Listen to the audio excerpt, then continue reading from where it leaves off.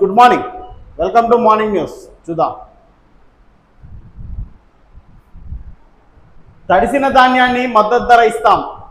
రానున్న 4 రోజులు యంత్రాంగం అంతా అప్రమత్తంగా వ్యవహరించి కొనుగోలు చేసిన ధాన్యాన్ని మిల్లులకు తరలించాలి. మంత్రి ఉత్తమ్ భువనగిరి జిల్లా కలెక్టరేట్లో మంత్రులు పొంగిరెడ్డి శ్రీనివాసరెడ్డి, శ్రీధర్ బాబుతో కలిసి సమీక్ష. మా ప్రభుత్వం వచ్చిన నాటి నుండి దిగ్బడులు వచ్చాయి. బీజేపీ నాయకులు బస్సు యాత్రలు చేయడం కాదు, మద్దతు ధరకు ధాన్యం కొనుగోలు చేసేందుకు అవసరమైన నిధులు ఇప్పించాలి. మంత్రి పొంగిరెడ్డి శ్రీనివాసరెడ్డి.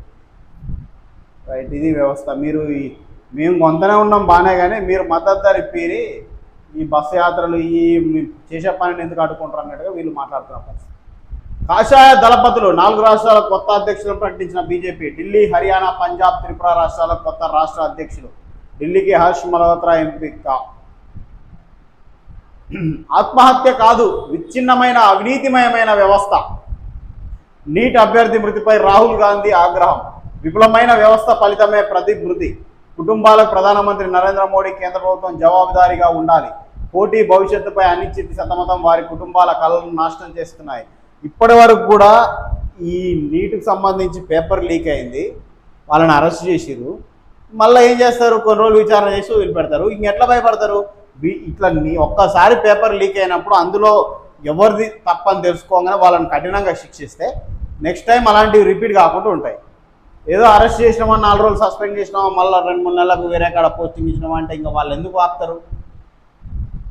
ఈ 4 నెలల జీతం, వాళ్ళు 4 సంవత్సరాల జీతం లంచాల రూపంలో తీసుకొని పేపర్ లీక్ చేస్తుండే.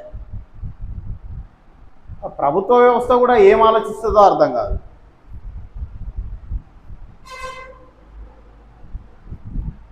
ఇందిరమ్మ ఇండ్ల పేరుతో చెలరేగుతున్న అక్రమ మొరం దందా. నిబంధనలు తుంగలో తొక్కి కుంటలు, చెరువులను తోడేస్తున్న మాఫియా. ప్రాణాలు కోల్పోతున్న అమాయకులు. వరంగల్ జిల్లా నర్సంపేట నియోజకవర్గం వ్యాప్తంగా ఇందిరమ్మ ఇండ్ల నిర్మాణాలు, రైతుల పొలాల పేరుతో అక్రమార్కులకు యథేచ్ఛగా సాగిస్తున్న మొరం దందా పరాకాష్ఠకు చేరింది. గ్రామాల అభివృద్ధి పేరుతో ప్రజలకు మోసపూరిత వాగ్దానాలు చేస్తూ నిబంధనలు పూర్తిగా తుంగలో తొక్కి చిన్న చిన్న కుంటల నుంచే కాకుండా ఏకంగా పెద్ద చెరువుల నుండి కూడా రాత్రికి రాత్రే జేసీబీలతో 100ల కొద్ది టిప్పర్లు, ట్రాక్టర్లతో మొరాన్ని తరలిస్తూ స్థానిక ప్రజలకు నిద్ర లేకుండా చేస్తున్నారు. ఈ విచ్చలవిడి తవ్వకాల వల్ల ఏర్పడుతున్న భారీ గుంతలు ప్రాణాంతకంగా మారుతుండడంతో అటు మూగజీవాలు, ఇటు మనుషులు కూడా అందులో పడి మృత్యువాత పడుతున్నారు. దీనికి సజీవ సాక్ష్యంగా మొన్నటికి మొన్న ఖానాపురం మండలం రంగాపురం గ్రామానికి చెందిన ఓ 5వ తరగతి విద్యార్థి మొరం గుంతలోనే పడి ప్రాణాలు కోల్పోవడం స్థానికులను తీవ్రంగా కలిచివేసింది. ముఖ్యంగా అధికారులు సెలవు దినమైన ఆదివారంతో పాటు మామూలు రోజుల్లో రాత్రి సమయాల్లో ఆసరగా చేసుకొని అధికార పార్టీ నాయకులు పేర్లు చెప్తూ ఈ అక్రమ వ్యాపారాన్ని అడ్డు అదుపు లేకుండా సాగిస్తున్నారు. పైగా మద్యం మత్తులో వాహనాలు నడుపుతూ ఈ దందాన్ని ప్రశ్నించిన లేదా అడ్డుకున్న స్థానిక గ్రామస్తులపై భౌతిక దాడులకు సైతం తెగబడుతున్నారు. నర్సంపేట మున్సిపాలిటీలో పరిధిలోని మహేశ్వరం రాత్రి వేళల్లో విధుల్లో ఇష్టానుసారంగా మొరం ట్రాక్టర్లో వేగంగా ఈ వీధుల్లో వెళ్తుండడం పట్ల స్థానికుల ప్రాణాలను అరచేతిలో పెట్టుకొని ఉండాల్సిన పరిస్థితులు ఉన్నాయి. ఏంది నిర్లక్ష్యం ఏందన్నట్టు ఇది? ఈ విషయమై అధికారులకు, ప్రజాప్రతినిధులకు మొరపెట్టుకున్నా పట్టించుకోవడం లేదు. ప్రధానంగా నర్సంపేట పట్టణ కేంద్రానికి దగ్గరగా ఉన్న ఖానాపురం, నల్లబెల్లి, చెన్నారావుపేట మండలాల నుంచి అక్రమార్కులకు వేలాది ట్రిప్పుల్లో మట్టి తరలిస్తూ కాసులు నింపుకుంటున్న ఇంత జరుగుతున్న మైనింగ్, రెవెన్యూ, నీటిపారుదల శాఖ అధికారులు మామూలు మత్తులో మునిగిపోయి కనీసం ఒక్క వాహనాన్ని కూడా సీజ్ చేయకపోగా అక్రమార్కులకు కొమ్ము కాస్తున్నారని ప్రజలు తీవ్ర ఆగ్రహం వ్యక్తం చేస్తున్నారు. 5వ తరగతి చదివే విద్యార్థి మొరంగుంతల పడి ప్రాణాలు పోయారు. ఈ పాపం ఎవరికి తగులుతుంది? 5వ తరగతి చిన్న బాలునికి అభంశుభం తెలవదు, బంగారం లాంటి భవిష్యత్తు ఉన్న పిల్లగాడు ఈ అక్రమార్కుల, అవినీతి పరుల, లంచాలకు అలవాటు పడ్డ ఈ అధికారుల ధనదాహానికి బలైపోయిన ఆ బాలుడికి ఎవరు సమాధానం చెప్పాలి? అధికారులు ఏం చేస్తుర్రు? విచ్చల విడిగా ఇట్లా దోసుకోబోతుంటే మరి దీని మీద చర్యలు తీసుకోవాలి కదా. ఎందుకని ఇంత నిర్లక్ష్యం వీటి మీద?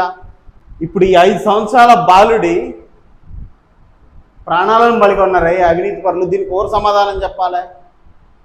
ఈ పాపం అధికారులకు, అవినీతి పరులకు తగలదా? ఇంత ఘోరంగా ఉంటుందా అండి? కళ్ళ ముందట అవినీతి జరుగుతుంటే అధికారులు పట్టించుకోకపోతే పాపం అమాయకుడు 5వ తరగతి విద్యార్థి, ఆయన ఏం పాపం చేసిండు చెప్పు? అపరిశుభం తెలని పిల్లగాడు, ప్రపంచాన్ని చూడాల్సినోడు, బంగారం లాంటి భవిష్యత్తు ఉన్నోడు మీ అవినీతికి బలైపోయిండు. కనీసం అధికారులు ఇప్పటికైనా దాని మీద చర్యలు తీసుకోవాలి. జూన్ 6 వరకు ధాన్యం కొనుగోళ్లు. ఈసారి పంట దిగుబడి ఎక్కువగా వచ్చింది. మంత్రి వివేక్ హమాలీల కొరతతో ధాన్యం కొనుగోలులో ఆలస్యం, ఉనికి కోసమే బీజేపీ నాయకుల రైతు భరోసా యాత్ర, మంత్రి అడ్లూరి. ఏం చేయొద్దా మరి? ఆ ఉనికి కోసం అయితే ఎందుకు చేస్తారు? లేనిదైతే తీసుకురావట్లేరుగా, బట్టగాల్చి మీద వేయట్లేరుగా, ఉన్న వాస్తవాన్ని ముందటేసుకురు కదా. మీ నిర్లక్ష్యాన్ని ఒప్పుకోరు, మీరు కొనలేకపోవడాన్ని ఒప్పుకోరు. అవతలోడు ఉనికి కోసం చేస్తాడు. ఆ ప్రశ్నిస్తే చేసే విమర్శ కూడా అర్థవంతంగా ఉండాలి.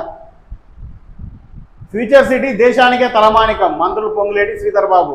మన డబ్బా మనం కొట్టుకోవడమే తప్ప ప్రజలు మెచ్చుకోవాలి ఆ విషయం. ఒరిజినలా ఫేకా, మరి ఉందా ఏమైనా ఉపయోగం అని మనం చెప్పుకోవడం కాదు. కమిషన్ల కోసం కాంట్రాక్టులు వేరే వాళ్ళకి ఇచ్చి ఆహా ఓహో అని మనం చెప్పుకోవడం కాదు కదా. ప్రజలు హర్షించాలి ఏమైనా పని చేస్తే. ఎన్టీఆర్ అంటే పేదలకు భరోసా, భారతరత్న ఇవ్వాలి ఏపీ సీఎం చంద్రబాబు. మానాల్లో ఏకగ్రీవ తీర్మానం చేసిన సిబిఎస్. తెలుగు జాతి ఉన్నంత వరకు తెలుగు వారి గుండెల్లో ఎన్టీఆర్ శాశ్వతంగా నిలిచిపోతారు. దేశ రాజకీయాల్లో ఆయన లాంటి నాయకులు లేరు. 1983లో రాజకీయాల్లో యువతకు అవకాశాలు కల్పించారు. మహిళలకు భరోసా, కార్మికులకు అభయం. ఆయన గురించి అసలు ఎవరికి డోకా లేదు. ఆయనకు భారతరత్న ఇవ్వాలని మొత్తం తెలుగు వాళ్ళంతా కోరుకుంటారు.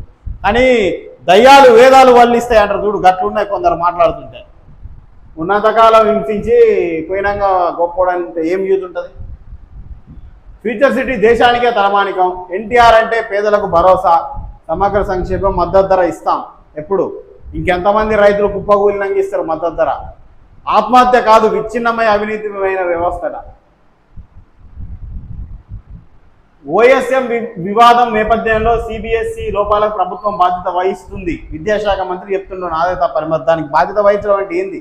ఉత్తగానే పదం వాడడమా? దాన్ని చర్యలు ఏమైనా మీ మీద మీరు తీసుకుంటారా? కాషాయ దళపతులు సీఎం పదవికి సిద్ధరామయ్య రామ్. అస్సాం ముఖ్యమంత్రి ఢిల్లీ కోర్టు నోటీసులు.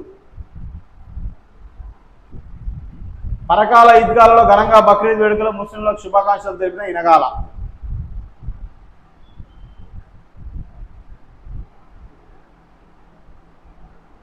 నిన్న మొత్తం ఎక్కడ చూసినా ఘనంగా బక్రీద్ వేడుకలు జరిగినాయి.